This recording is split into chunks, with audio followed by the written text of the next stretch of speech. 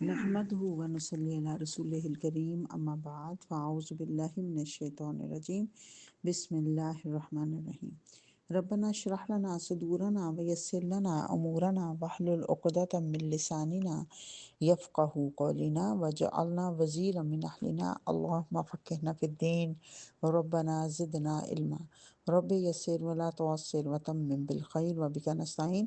الحمدللہ آج ہم مختصر دورہ قرآن کے سلسلے میں 14ویں پارے کو پڑھیں گے۔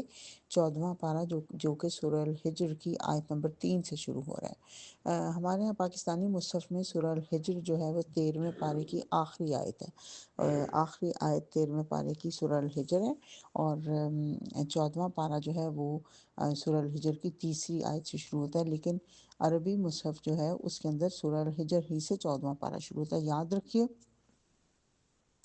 قرآن پاک میں پاروں کی جو ترتیب ہے اور رکوعات کی ترتیب جو ہے یہ بعد کے دور میں مرتب ہوئی۔ حضرت محمد صلی اللہ علیہ وسلم کے دور میں اور خلفۂ راشدین کے دور میں جو منزلیں ہیں اور صورتوں کی اور آیات کی ترتیب اس دور میں ہوئی تھی، لیکن بعد کے دور میں پھر یہ پاروں کی ترتیب ہوئی، تو اس میں یہ ہمارے ہم مصحف میں یہ ہے، لیکن عربی مصحف میں سورہ الحجر ہی سے 14واں پارہ شروع ہوتا ہے۔ بہرحال شروع کرتے ہیں 14واں پارہ۔ ربما یود الذین کفروا لو کانوا مسلمین۔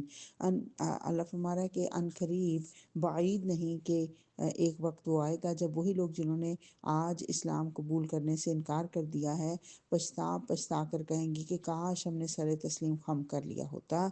اللہ فرما رہا ہے یہ وہ لوگ ہیں کہ جنہوں نے حسرت کریں گے، ایک وقت آئے گا، کافر بھی ایک وقت میں حسرت کریں گے کہ کاش وہ مسلمان ہوتے۔ بعض نے کہا کہ یہ وہ وقت ہوگا جب کہ مسلمانوں کو جہنم سے نکال کے جنت کی طرف لایا جائے گا، اس وقت یہ افسوس کریں گے کہ کاش ان کو یہ بھی مسلمان ہوتے تو ان کو بھی کبھی نہ کبھی جہنم سے نکال دیا جاتا۔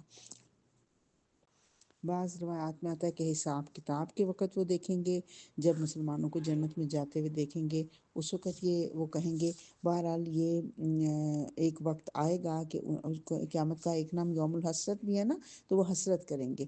اللہ فرما رہا ہے چھوڑو انہیں، کھائیں پئیں مزے کریں، ایٹ ڈرنک اینڈ بی میری، جو ان کا موٹو بنایا ہوا ہے انہوں نے، اور بھلاوے میں ڈالے رکھے ان کو جھوٹی امید، عنقریب انہیں معلوم ہو جائے گا کہ ہم کیا کر کے آئے ہیں۔ اللہ کہہ رہا ہے یہ لوگ کہتے ہیں وہ شخص جس پر ذکر نازل ہوا، قرآن کو ذکر کہا جا رہا ہے یہاں پہ، تو یقیناً دیوانہ ہے، اگر تو سچا ہے تو ہمارے سامنے فرشتوں کو لے کے کیوں نہیں آتا۔ فرمائشی معجزے جو ہمیشہ سے یہ مانگ رہے تھے، فرمائشیں کر رہے تھے کہ ہمیں معجزے دکھاؤ، تو اللہ فرما رہا ہے کہ یہ ذکر ہم نے نازل کیا ہے، انا نحن نزلنا الذکر و انا لہ لحافظون، اور ہم خود اس کے نگران ہیں، نگہبان ہیں۔ یہ قرآن کا نگہبان اللہ خود ہے۔ اسی وجہ سے آپ دیکھیے باقی تمام الہامی کتابوں میں تحریف ہو چکی، صرف قرآن ابھی تک محفوظ ہے کیونکہ اس کا ذمہ اللہ نے خود لیا۔ کروڑوں سینوں میں محفوظ ہے یہ قرآن، اور اس کے علاوہ بھی جرمنی میں ایک باقاعدہ بلڈنگ بنائی گئی اور اس میں بڑی دنیا جہان سے قرآن جمع کیے گئے، صرف یہ ڈھونڈنے کے لیے کہ کہیں کوئی اس میں نظر آ جائے کہ کوئی رد و بدل ہے، کہیں پہ کوئی تحریف ہے، لیکن کچھ نہیں۔ اخیر انہوں نے ہینڈز اپ کر دیے کہ یہ کتاب بالکل بھی کہیں پہ بھی اس میں تبدیلی نہیں۔ سبحان اللہ۔ اللہ فرما رہا ہے ہم نے آسمان میں بہت سے مضبوط قلعے بنائے، یعنی اللہ تعالیٰ نے اوپر آسمان کے اوپر مختلف سفیئرز رکھے ہوئے ہیں جو ایک دوسرے کے اندر مرج نہیں ہوتے، ان کا باقاعدہ علیحدہ علیحدہ ان کا ایک نظام ہے۔ ان کو دیکھنے والوں کے لیے مزین کیا، یعنی یہ جو ستارے وغیرہ ہوتے ہیں، روشنی ہوتی ہے، اس کی وجہ سے یہ مزین ہوتے ہیں۔ اور آپ نے دیکھی ہوں گی گیلیکسیز کی تصویریں وغیرہ جو ہم دیکھتے ہیں وہ ایسی خوبصورت ہوتی ہیں، بعض اوقات لگتا ہے جیسے پھول کھلا ہوا ہوتا ہے۔ تو بہرحال اللہ فرما رہا ہے اور ہر شیطان مردود سے ان کو محفوظ کر دیا، کوئی شیطان ان میں راہ نہیں پا سکتا۔ سنگن کچھ لینے کی کوشش کرتا ہے تو اس کے پیچھے ایک شعلہ روشن پھینک دیا جاتا ہے۔ شیطان کس طرح سے سنگن لینے کی کوشش کرتا ہے کہ آسمانوں تک، نچلے آسمان تک چلے جاتے ہیں شیطان، اور وہاں پہ جب فرشتے، اس امام بخاری فرماتے ہیں کہ جب اللہ تعالیٰ آسمان پر کوئی فیصلہ کرتے ہیں تو فرشتے اپنے پر پھڑ پھڑاتے ہیں اور چٹان ایسی آوازیں آتی ہیں جیسے چٹان پر زنجیریں ماری جا رہی ہیں، اور جب ان کا خوف دور ہوتا ہے تو وہ ایک دوسرے سے پوچھتے ہیں کہ ہمارا رب نے کیا فرمایا، دوسرے فرشتے کہتے ہیں کہ بالکل ٹھیک فرمایا۔ اور جب فرشتے پھر نچلے آسمان پر جاتے ہیں تو نچلے فرشتوں کو وہ اللہ کے احکام ٹرانسفر کرتے ہیں، تو اس ٹرانسفرنگ کے دوران یہ سنگن لینے کی کوشش کرتے ہیں۔ اور جب حضرت محمد صلی اللہ علیہ وسلم کو نبوت ملی، بعثت ملی، تو سخت پہرے بٹھا دیے گئے، تو اس وقت شیطانوں نے کہا کہ یا تو زمین والوں پہ کوئی عذاب نازل ہونا ہے کہ آسمان پر اتنے پہرے بٹھا دیے گئے ہیں، یا کوئی رحمت نازل ہونی ہے کہ اتنے پہرے بٹھا دیے گئے کہ ہم کوئی سنگن نہیں لیتے۔ اور پھر جو ان کے اگر کوئی کوشش کرتا ہے سنگن لینے کی، اس کے پیچھے شہاب ثاقب مارے جاتے ہیں۔ اور پھر اللہ فرما رہا ہے کہ زمین میں کوئی چیز ایسی نہیں جس کے خزانے ہمارے پاس نہ ہوں، اور ہم ہواؤں کو بھیجتے ہیں، پانی برساتے ہیں، اللہ اپنی نشانیوں کو بتا رہا ہے۔ اور انسان کو میں نے سوکھی سڑی ہوئی بجنے والی مٹی کے گارے سے بنایا، اور اس سے پہلے جنوں کو ہم آگ کی لپٹ سے پیدا کر چکے ہیں۔ اس کا مطلب ہے جن انسانوں سے پہلے پیدا ہو چکے تھے۔ اور پھر اللہ نے فرشتوں سے کہا کہ میں آدم کو سجدہ کرو، تو میں سڑی ہوئی مٹی کے سوکھے گارے سے ایک بشر پیدا کر رہا ہوں، اس کو سجدہ کرو، اور اپنی روح میں سے اس میں کچھ پھونک رہا ہوں۔ اب اس کا مطلب ہے کہ جو ہمارے اندر صفات آئی ہیں، یہ ساری اللہ کی صفات میں سے ایک پرتو ہے، تھوڑا سا شائبہ ہے اس کا، صرف جیسے رحمت کا، جیسے کرم کا، یہ سب اللہ کی اس میں سے صفات میں سے ہمیں دی گئی ہیں، اور اسی وجہ سے ہم اشرف المخلوق ہیں، اسی وجہ سے ہمیں سجدہ کروایا گیا۔ لیکن سب نے، فرشتوں نے سجدہ کیا، ابلیس نے سجدہ نہیں کیا، اور اس نے سجدہ کرنے سے انکار کر دیا، اور اس نے کہا استغفر اللہ کہ اللہ جیسا تو نے مجھے بہکایا ہے، اسی طرح میں زمین میں ان کے لیے دل فریبیاں پیدا کر کے ان سب کو بہکا دوں گا۔ استغفر اللہ، اللہ کو ہی الزام دے رہا ہے کہ آپ نے مجھے بہکا دیا۔ یہ ہمارے ہاں عام طور پہ ہوتا ہے نا، ہم ایک غلطی خود کرتے ہیں اور الزام کسی نہ کسی پہ دے دیتے ہیں، ایکسکیوز ڈھونڈتے ہیں، اور کچھ نہیں تو وقت پہ ہی ڈال دیتے ہیں الزام کہ وقت نے مجھے اس طرح کر دیا۔ تو اللہ معاف کرے، یہ شیطان کا طریقہ، یاد رکھیے شیطانی رویے اور انسانی رویے میں فرق ہونا چاہیے۔ شیطان اپنی غلطی پر ڈٹ جانے والا، اور انسان اپنی غلطی پہ معافی مانگ لینے والا۔ اور پھر ابراہیم کا قصہ بیان کیا گیا کہ فرشتے جب اس کے پاس آئے تو انہوں نے کہا کہ سلام ہو تم پر۔ اس نے کہا ہمیں تم سے ڈر لگتا ہے۔ انہوں نے جواب دیا ڈرو نہیں، ہم تو تمہیں ایک بڑے سیانے لڑکے کی بشارت دیتے ہیں۔ حضرت اسماعیل کی خوشخبری سنائی جا رہی ہے، اور انہوں نے حیران ہو کے پوچھا کہ اس بڑھاپے میں مجھے اولاد کی خوشخبری دیتے ہو؟ اور انہوں نے کہا ایسا ہی ہوتا ہے، تمہارا رب کو فیصلہ کر دیتا ہے تو ایسے ہی ہوتا ہے، اپنے رب کی رحمت سے مایوس تو گمراہ لوگ ہوا کرتے ہیں۔ اور پھر بتایا کہ ہم ایک مجرم قوم کی طرف بھیجے گئے ہیں، اور جب یہ لوط علیہ السلام کی قوم کی طرف، اور جب یہ لوط علیہ السلام کے پاس پہنچے تو وہ بڑے حیران ہوئے۔ انہوں نے کہا آپ تو مجھے اجنبی لگتے ہیں۔ تو انہوں نے بتایا کہ ہم اللہ کی طرف سے بھیجے گئے ہیں۔ تو اتنے میں شہر کے لوگ خوشی کے مارے دوڑے چلے آئے، کیونکہ نوجوانوں کی شکل میں آئے تھے۔ تو انہوں نے، حضرت لوط نے ان کو بتھیرا روکنے کی کوشش کی، لیکن وہ نہیں سمجھے۔ اور پھر اللہ نے، فرشتوں نے کہا کہ اے نبی، ان پر ایک نشہ سا چڑھا ہوا ہے، اور وہ آپے سے باہر ہوئے جاتے تھے۔ اللہ سبحانہ تعالیٰ فرما رہا ہے حضرت محمد صلی اللہ علیہ وسلم کو کہ اے نبی صلی اللہ علیہ وسلم، تیری جان کی قسم، ان کے اوپر ایک نشہ سا چڑھا ہوا تھا۔ یہ لگتا ہی ہوں کہ جب انسان خمار میں آتا ہے نا، اور گناہ کے اس کے اندر، تو اس کے اوپر نشہ سا چڑھ جاتا ہے، اور پھر ایک زبردست دھماکے نے ان کو آ لیا، اور ان کی بستی کو تل پٹ کر کے رکھ دیا گیا۔ اور پھر اس کے بعد ایکا والوں کا واقعہ اللہ بتا رہا ہے۔ ایکا تبوک کا قدیم نام ہے، اور یہ شعیب علیہ السلام کے علاقے کا نام ہے۔ ایکا جنگل کو کہتے ہیں۔ تو یہ غالباً جنگل وغیرہ کو، درختوں کو غالباً پوجتے تھے، بہرحال۔ اور اللہ فرما رہا ہے ہجر کے لوگ بھی رسولوں کی تکذیب کر چکے ہیں۔ یہ سمود والے جو لوگ ہیں نا، ان کے تھے ہجر کا علاقہ، قوم سمود کا علاقہ تھا۔ وہ پہاڑ تراش تراش کر مکان بناتے تھے، اور اللہ فرما رہا ہے کہ ایک زبردست دھماکے نے ان کو صبح ہوتے ہی آ لیا۔ وہ مطمئن تھے، بالکل بے خوف تھے، لیکن یک دھماکے نے ان کو آ لیا۔ اور اللہ فرما رہا ہے میں نے زمین اور آسمان کی ہر چیز کو حق کے ساتھ پیدا کیا ہے، اور فیصلے کی گھڑی یقیناً آنے والی ہے۔ اور اے نبی صلی اللہ علیہ وسلم، آپ اپنے رب کی حمد کے ساتھ اس کی تسبیح کریں، اس کی جناب میں سجدہ بجا لائیں، اور اس آخری گھڑی تک اپنے رب کی بندگی کرتے رہیں جس کا آنا یقینی ہے۔ سورہ ہجر مکمل ہوئی، الحمدللہ۔ سورہ نحل مکی صورت ہے، 16 رکوع اور 128 آیات ہے، مکی دور کی آخری صورتوں میں سے صورت ہے یہ۔ بسم اللہ الرحمن الرحیم، اتی امر اللہ فلا تستعجلوہ، آ گیا اللہ کا فیصلہ، اب یہ اس کے لیے جلدی نہ مچاؤ۔ پاک ہے وہ اور بالا و برتر ہے، کیا فیصلہ آ گیا کہ قیامت کا فیصلہ قریب ہی آ لگا۔ اور اگر اس کا معنی دوسرا کیا جائے تو مشرکین پر عذاب کا فیصلہ جلد ہی آ گیا، اور تیسرا ہجرت مدینہ کا فیصلہ آ گیا۔ یہ تینوں فیصلے ہو سکتے ہیں، ان میں سے کوئی بھی ہو سکتا ہے، مفسرین کا تینوں معنی ٹھیک ہیں۔ سبحانہ و تعالی عما یشرکون، پاک ہے اللہ ان باتوں سے جو یہ اللہ کے اوپر گھڑتے ہیں۔ اور اللہ سبحانہ تعالیٰ اس روح کو اپنے جس بندے پر چاہتا ہے اپنے حکم سے ملائکہ کے ذریعے نازل فرما دیتا ہے۔ یہاں پہ روح سے مراد ہے نبوت، ان کو روح نبوت دی جاتی ہے۔ اللہ فرما رہا ہے اللہ کے سوا تمہارا کوئی معبود نہیں، لہٰذا تم مجھ ہی سے ڈرو۔ پھر اللہ تعالیٰ اپنی نعمتیں گنواتا ہے کہ اس نے گھوڑے اور خچر اور گدھے بنائے تاکہ تم ان پر سوار ہو اور وہ تمہاری زندگی کی رونق بنے۔ حضور صلی اللہ علیہ وسلم نے فرمایا تھا گدھے کی استغفر اللہ، حضور صلی اللہ علیہ وسلم نے فرمایا تھا گھوڑے کی پیشانی سے خیر بندھی ہوئی ہے، اور قیامت تک گھوڑے کی پیشانی سے خیر بندھی ہوئی ہے۔ یہ حضور صلی اللہ علیہ وسلم کی حدیث کے الفاظ ہیں۔ گویا کہ گھوڑا آپ کو ویسے بھی دیکھ کے اتنا خوبصورت لگتا ہے نا، اس کے ماتھے کے ساتھ پیشانی کے ساتھ اللہ نے خیر باندھی ہوئی ہے۔ اور اللہ فرما رہا ہے تمہارے لیے پانی برسایا، تمہارے جانوروں کے لیے چارہ پیدا کیا، پانی کے ذریعے سے کھیتیاں اگائیں۔ گویا کہ اللہ اپنی نشانیاں کھول کھول کے بیان کر رہا ہے۔ اور تمہارے لیے سمندر کو مسخر کیا، تم اس میں سے تر و تازہ گوشت بھی کھاتے ہو، اور اس سے زینت کی وہ چیزیں بھی نکالتے ہو جنہیں تم پہنا کرتے ہو، پیور جو پرلز ہوتے ہیں اس میں سے نکلتے ہیں نا۔ اور پھر اللہ فرما رہا ہے کہ زمین پر پہاڑوں کی میخیں گاڑ دیں، کیا تم ہوش نہیں رکھتے ان نشانیوں کو دیکھ کر، اور اللہ کو چھوڑ کر دوسری ہستیوں کو پکارتے ہو؟ تمہارا اللہ تو صرف ایک ہی خدا ہے، اور جو لوگ اس کا انکار کرتے ہیں اور آخرت کا انکار کرتے ہیں، دراصل اس کی وجہ یہ ہے کہ وہ تکبر کرتے ہیں، وہ گھمنڈ میں پڑے ہوئے ہیں۔ اللہ یقیناً ان کے سب کرتوت جانتا ہے۔ اور جب ان لوگوں سے پوچھا جاتا ہے کہ تمہارے رب نے کیا چیز نازل کی، وہ کہتے ہیں ارے وہ تو قالو اساطیر الاولین، وہ تو پرانی کہانیاں ہیں، پرانی فرسودہ کہانیاں ہیں۔ اللہ کہہ رہے ہیں قیامت کے دن جو وہ اپنے بوجھ اٹھائے ہوئے آئیں گے تو، اور ان کے بوجھ بھی اٹھائیں گے جنہیں یہ اپنی جہالت کی وجہ سے گمراہ کر رہے تھے۔ گویا کہ جیسے پہلے 2-3 دفعہ میں ذکر کر چکی کہ ہر انسان اپنے لیے یا تو صدقہ جاریہ پیچھے چھوڑ کے جاتا ہے یا گناہ جاریہ۔ تو اگر گناہ جاریہ نعوذ باللہ چھوڑا ہے تو وہ دوسروں کا بوجھ بھی اس نے اٹھایا ہوا ہوگا جن کو انہوں نے گمراہ کیا ہوگا۔ اور دیکھو کیسی سخت ذمہ داری ہے جو یہ اپنے سر خود لے رہے ہیں۔ اللہ ان پر عذاب وہاں سے نازل کرے گا جہاں سے انہوں نے گمان بھی نہیں ہوا، اور قیامت کے روز انہیں ذلیل و خوار کر دیا جائے گا۔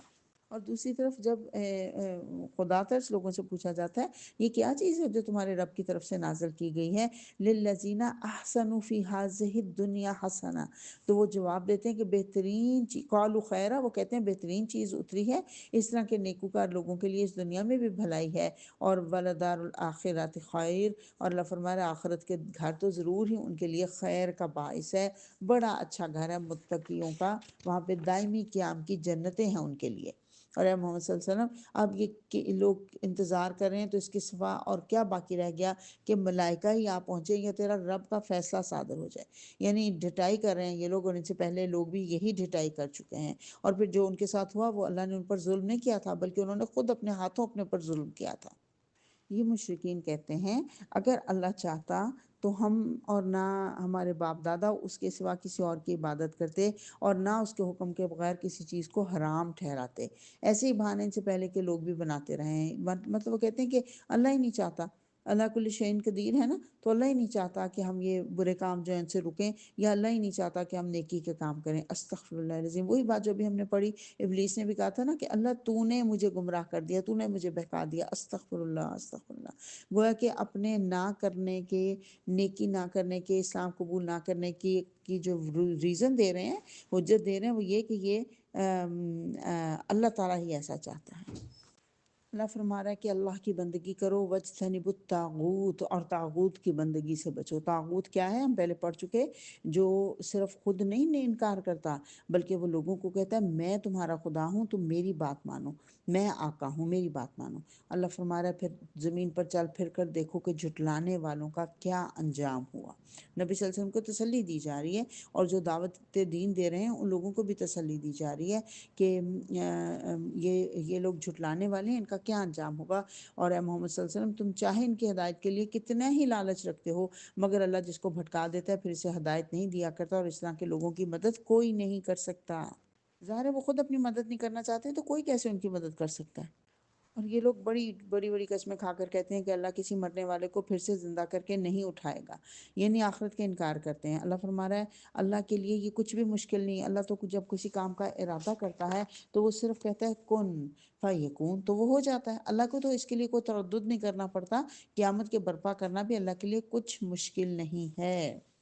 اور کیا یہ لوگ اللہ کی بنائی ہوئی کسی چیز کو نہیں دیکھتے؟ اس کا سایہ کس طرح اللہ کے حضور سجدہ کرتے ہوئے دائیں اور بائیں گرتا ہے، اور سب کے سب اس کے سامنے اظہار عجز کر رہے ہیں۔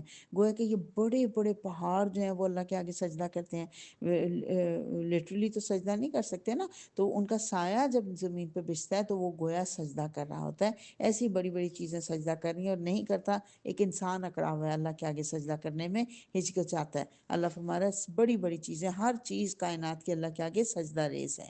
اور تم پر جو بھی نعمت، تمہیں جو بھی نعمت حاصل ہوتی ہے وہ اللہ کی طرف سے ہے، لیکن جب تم پر کوئی سخت وقت آتا ہے تم لوگ خود اپنی فریادیں لے کر اس کی طرف دوڑتے ہو، پھر سب بھول جاتے ہیں، پھر صرف وہ ایک اللہ یاد رہتا ہے۔ اللہ جب اس وقت کو ٹال دیتا ہے، یکا یک تم دوسرے لوگوں کے شکریہ ادا کرنے کے لیے پہنچ جاتے ہو اور اللہ کے ساتھ شریک بنانے لگ جاتے ہو، تاکہ اللہ کے احسان کی ناشکری کرو۔ اچھا مزے کر لو، عنقریب تمہیں معلوم ہو جائے گا۔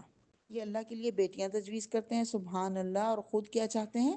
جب ان میں سے کسی کو بیٹی پیدا ہونے کی خوشخبری دی جاتی ہے اس کا چہرہ سیاہ ہو جاتا ہے اور وہ بس خون کا سا گھونٹ پی کے رہ جاتا ہے کہ اس بری خبر کے بعد کیا کرے، لوگوں سے چھپتا پھرے یا لوگوں کو کیا منہ دکھائے، اور ذلت کے ساتھ بیٹی کو لیے رہے یا مٹی میں دبا دیں۔ ان لوگوں کا استغفر اللہ یہ طریقہ تھا کہ جب ڈلیوری کا وقت آتا تھا تو گڑھا کھود کے رکھتے تھے، اور جیسے ہی اگر بیٹی پیدا ہوتی تو اس کو زندہ درگور کر دیتے تھے، گڑھے میں پھینک دیتے تھے۔ استغفر اللہ۔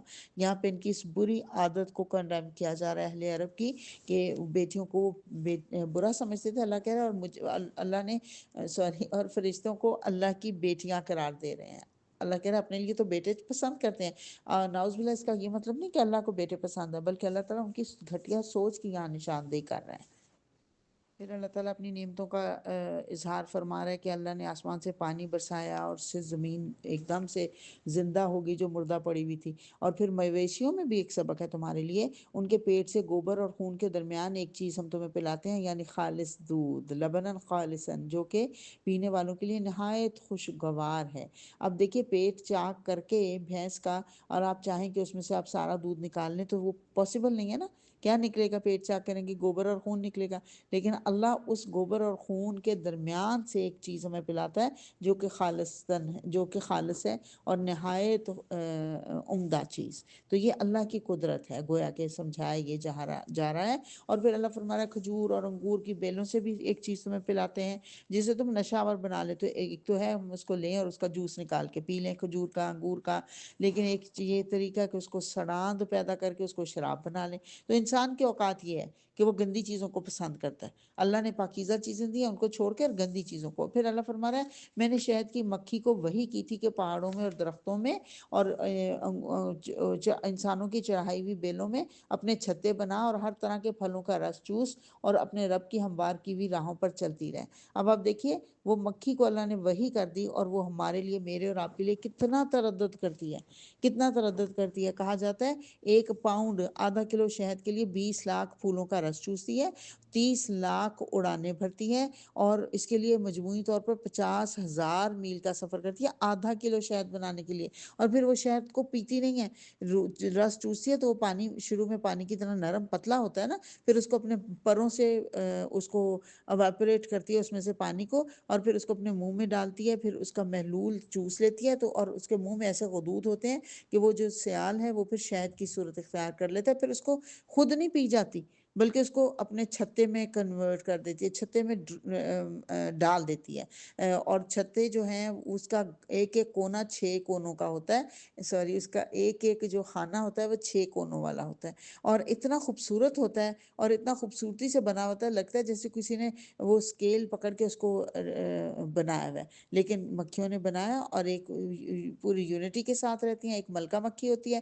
یہ اللہ ہمیں مثال دے رہا ہے کہ انہی سے سبق حاصل کر لو، زندگی گزارنے کا طریقہ انہی سے سیکھ لو، کیسے وہ ایک یونٹی کے ساتھ رہتی ہیں اور جو آرڈر دیا جاتا ہے اس کو اوبے کرتی ہیں، اور لوگوں کے لیے، انسانوں کے لیے خدمت پر لگی ہوئی ہیں کہ اتنی محنتیں کر کر کے ان کے لیے شہد بناتی ہیں۔ پھر اگر انسان وہ شہد نہ نچوڑیں وقت کے اوپر، جیسے اپریل مئی میں اور ادھر سے سپٹمبر اکتوبر میں شہد کے چھتے سے نہ شہد نچوڑیں، تو پھر وہ خود کھا جاتی ہیں۔ وہ کہتی ہیں یہ تو سست انسان ہے، یہ تو کاہل انسان ہے، ان کے لیے یہ نہیں ہے، پھر وہ اس کو خود کھا جاتی ہیں، ورنہ وہ خود نہیں لیتی وہ شہد۔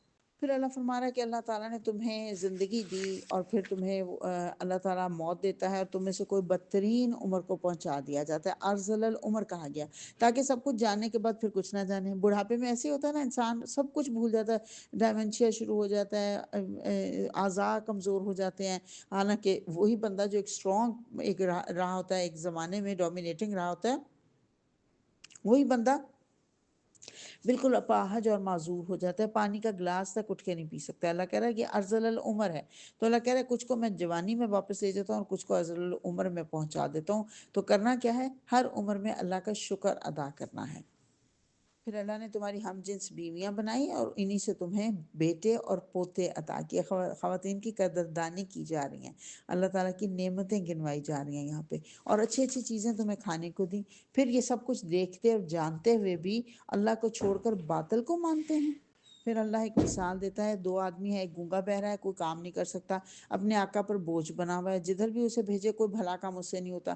دوسرا شخص ایسا ہے کہ انصاف کا حکم دیتا ہے، خود راہ راست پر قائم ہے۔ بتاؤ کیا دونوں برابر ہیں؟ یعنی یہاں پہ اللہ کا اور باطل معبودوں کا کمپیریزن کیا گیا ہے۔ وہ گونگے بہرے ہیں اور اللہ الحمدللہ وہ انصاف کا حکم دیتا ہے اور خود راہ راست پر قائم ہے۔ بتاؤ، اللہ پوچھے کیا دونوں برابر ہو سکتے ہیں؟ اور پھر اللہ فرما رہا ہے اللہ نے تم کو تمہاری ماؤں کے پیٹوں سے نکالا اس حالت میں کہ تم کچھ نہیں جانتے تھے۔ جب بچہ پیدا ہوتا ہے کیا جانتا ہے؟ کچھ بھی اس کو نہیں پتا ہوتا۔ اللہ کہہ رہا ہے پھر اس نے تمہیں کان دیے، آنکھیں دیں اور سوچنے والے دل دیے، افئدہ لعلکم تشکرون، اس لیے کہ تم شکر گزار بنو۔ یہ نعمتیں اس لیے اللہ نے دی ہیں شکر گزاری کیا ہے؟ شکر گزاری یہ ہے کہ ان نعمتوں سے وہ کام لیں جن کاموں کے لیے اللہ نے ان نعمتوں کو پیدا کیا ہے۔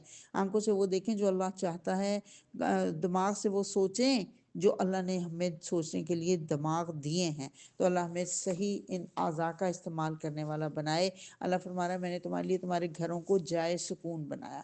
ہر ایک کو اپنا گھر میں جا کے سکون ملتا ہے نا، چاہے کسی بھی عالیشان جگہوں پہ چلے جائیں، لیکن اپنے گھر میں آ کے سکون آ جاتا ہے انسان کو۔ اور اللہ فرما رہا ہے کہ جانوروں کے صوف اور اون سے تمہارے پہننے اور برتنے کی بہت سی چیزیں پیدا کی، اور سفر میں تمہارے لیے ایسے مکان تمہیں بنانے کی ہدایت دی جنہیں تم ہلکا پاتے ہو، یعنی یہ جو خیمے وغیرہ بنا لیتے ہیں نا، اللہ فرما رہا ہے یہ اللہ کی نعمتیں ہیں۔ اے محمد صلی اللہ علیہ وسلم انہیں اس دن سے خبردار کر دو جب ہم ہر امت میں خود اسی کے اندر سے ایک گواہ کو اٹھا کھڑا کریں گے۔ ہر امت کا گواہ اپنی امت کے خلاف گواہی دے گا۔ کون ہوگا یہ گواہ؟ اپنی اسی امت کے اندر جو پیغمبر بھیجا گیا وہ اٹھ کے اپنی ہی امت کے خلاف گواہی دے گا، اور ان لوگوں کے مقابلے میں شہادت دینے کے لیے ہم تمہیں لائیں گے، حضرت محمد صلی اللہ علیہ وسلم کو کہا جا رہا ہے۔ اور اس کے علاوہ ایک حدیث سے پتہ چلتا ہے کہ پھر اس کے بعد امت مسلمہ کو کھڑا کیا جائے گا اور آخر میں حضرت محمد صلی اللہ علیہ وسلم کو لایا جائے گا۔ میں نے اور آپ نے گواہی دینی ہے کہ یہ قوموں کو کے اندر رسول آئے تھے، انہوں نے اپنا کام پورا کیا، لیکن ان لوگوں نے ان کی بات نہیں مانی۔ پھر اللہ کہہ رہے ہیں اللہ سے پختہ وعدہ کر کے اس کو توڑ نہ ڈالو، اور تم اللہ کو اپنے اوپر گواہ بنا چکے ہو۔ اللہ تمہارے سب کاموں سے باخبر ہے۔ تم اس عورت کی طرح سے نہ ہو جاؤ جس نے بڑی محنت سے سود کاٹا اور پھر آپ ہی اسے ٹکڑے ٹکڑے کر دیا۔ گویا کہ یہاں پہ بتایا جا رہا ہے کہ وہ انسان جو اللہ سے وعدے کرتا ہے، پھر اس کے لیے محنت بھی کرتا ہے، کوشش بھی کرتا ہے، لیکن پھر تھوڑے عرصے بعد اس کو بھول جاتا ہے۔ یعنی ہم نے لا الہ الا اللہ محمد رسول اللہ پڑھ کے وعدہ کیا ہوا ہے نا اللہ سے، لیکن ہم اس کو بھول جائیں تو پھر ایسے ہی ہے جیسے بڑی محنت سے سود کاتا لیکن پھر اس کو بکھیر دیا، تو ٹکڑے ٹکڑے کر دیا۔ اور جب تم قرآن پڑھنے لگو، وَإِذَا قَرَأْتَ الْقُرْآنَ فَاسْتَعِذْ بِاللَّهِ مِنَ الشَّيْطَانِ الرَّجِيمِ، تو شیطان رجیم سے اللہ کی پناہ مانگ لیا کرو۔ اس کا مطلب یہ ہے کہ جب قرآن انسان پڑھنے لگتا ہے تو شیطان سب سے زیادہ حملہ آور ہوتا ہے، کیونکہ انسان جب نیکی کے راستے پہ چلنے لگتا ہے نا تو شیطان رکاوٹ ڈالتا ہے۔ تو اللہ نے کہہ دیا کہ اس سے پناہ مانگ لیا کرو۔ یہ ایک اصول بتا دیا گیا کہ قرآن کو پڑھنے سے پہلے اعوذ باللہ پڑھنا ضروری ہے، بسم اللہ پڑھنا ضروری نہیں ہے، اعوذ باللہ پڑھنا ضروری ہے۔ قرآن جب کھولیں سب سے پہلے اعوذ باللہ پڑھیں تاکہ شیطان ہم سے دور ہو جائے۔ اور اللہ فرما رہا ہے یہ لوگ کہتے ہیں کہ یہ قرآن تم نے خود گھڑ لیا، اصل بات یہ ہے کہ یہ لوگ حقیقت سے نا واقف ہیں، اور یہ کہتے ہیں کہ ایک شخص ہے جو تمہیں سکھاتا پڑھاتا ہے، حالانکہ ان کا اشارہ جس شخص کی طرف ہے اس کی زبان تو عجمی ہے، وہ تو عربی ہے، عربی دان ہے ہی نہیں، اتنی خوبصورت عربی زبان وہ کیسے بول سکتا ہے جس کی اپنی مدر ٹانگ جو ہے، مدر لینگویج جو ہے وہ یہ نہیں ہے، عربی نہیں ہے، وہ عجمی ہے، تو وہ کیسے اتنی خوبصورت عربی بیان کر سکتا ہے؟